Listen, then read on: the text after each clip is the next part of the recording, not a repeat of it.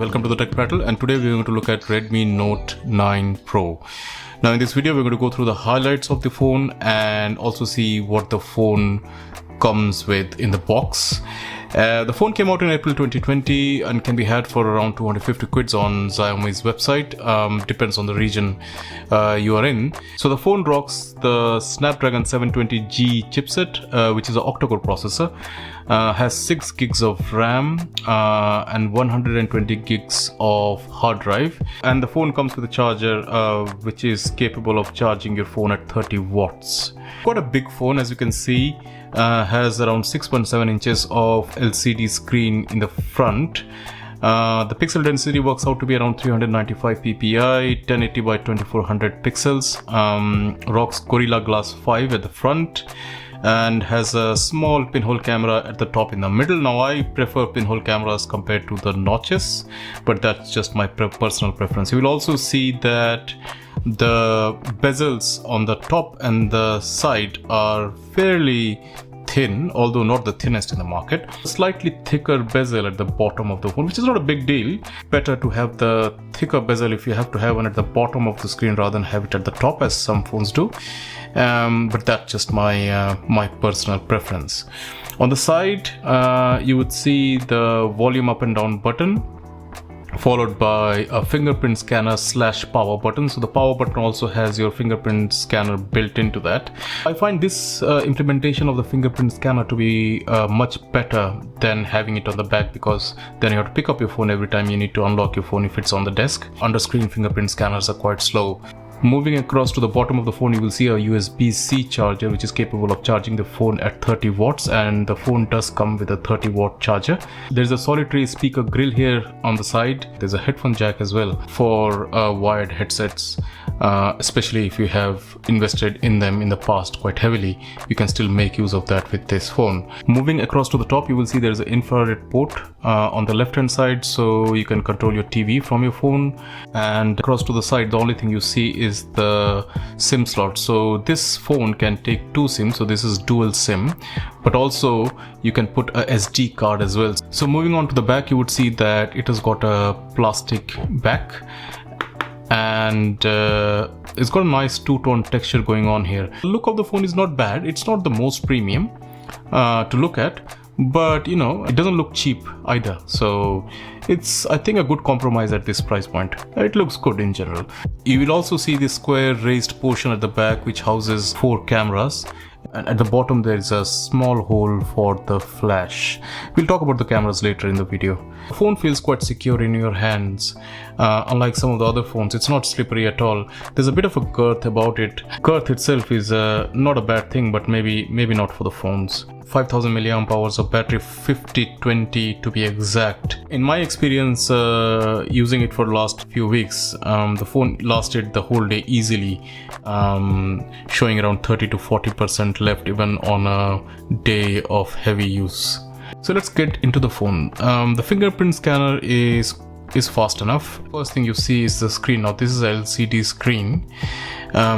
They call it dot display. It has a contrast ratio of around 1500 to 1. It's not as punchy as you will have on a OLED screen, but then again, given it's a LCD screen, the colors are quite nice and vivid.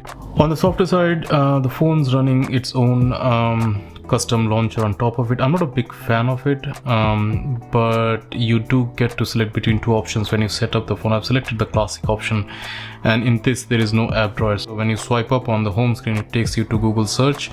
Now that is something which you can configure in the settings, as you can see here, but if you turn it off, swiping up on the home screen will not do anything, which is a bit of a waste. Swipe to the left, you will see the Google Discover with the curated news based on your preferences. That's good to see. More and more phones are doing that now, and I think that's a very good trend. On the right hand side, you can swipe between different screens of your desktop. As you can see, all the apps are actually on the desktop. Notification panel on the phone is pretty standard. There's no heavy customization there, but it's not stock either. There are things like dark mode which can dark in the background of all the apps which support it. For example, the gallery app will automatically have a dark background. The music app actually stays light, but for that you will have to go to the settings and select dark mode for the music app manually. It's not a deal breaker, it's just small things here and there, but it's alright once you know it. It's like one of those candy packets. You just want to get to the candy, but you don't see any obvious ways of opening it, so you spend next 5 minutes opening the damn packet to get to the candy, only to see there was a neatly marked section telling you how to open it and where to open it from. So the phone comes with stock dialer and messaging app, no need of reinventing the wheels. It does have bloatware, but it's not terrible. The good thing though is you can uninstall this if you want to. This phone also has a FM radio. I'm a bit partial to FM radio. You do have a lot of customization on this phone. On the launcher itself, they have a themes app here. We have a app for company's own store, which is like an alternative to Google's Play Store. Performance of the phone is quite good, as expected for a phone carrying 720G chipset. Most of the games I played on the phones were quite smooth and quite responsive. I would say this phone is good enough for 80 to 90% of the games. The phone has its own browser app. Now, I don't understand the rationale behind companies building their own browser app. Maybe it's a legacy thing, just because they had it, they have just kept on improving on it, unless the company's own browser gives you something very specific which Chrome doesn't give you. Battery wise, I have no complaints. The least I saw it was around 35% at 11 o'clock at night, and I used the phone quite heavily throughout the day. You can easily make the phone last 1.5 days or even 2 days with a moderate amount of usage. The battery life on this phone is excellent, for good reasons, but still it is quite excellent. Last but not the least, on the software side, in fact one of the most important things in my view is the update cycle of the phone. So this is one of those features which is comparatively less discussed, but for me this will be, if not the top, but at least within the top 4 or 5 features I will be looking for when I go to buy a phone. With that said, let's move on to the camera now. Phone has a front-facing camera which is 16 megapixels. The pictures are good enough. The colors are nice and vivid. So moving on to the cameras at the back, the phone has 4 cameras: 64 megapixel main shooter, 8 megapixel ultra wide, 5 megapixel macro, useless, and a 2 megapixel depth camera. It also has LED flash, which is actually quite bright. And while shooting photos or videos, the phone does give you 3 levels of zoom. Mind you, there's no optical zoom here, so whatever zoom you're getting is a crop of the original picture the phone takes. I think none of the cameras are optically stabilized. As far as the quality of the pictures go, they're quite nice, vivid, no more noise than what you would expect, and fairly decent photos. If I have to grade them, I'll probably say B plus, veering towards A on the photographs. The phone also has a night mode, and I have to admit it was much better than I was expecting it to be.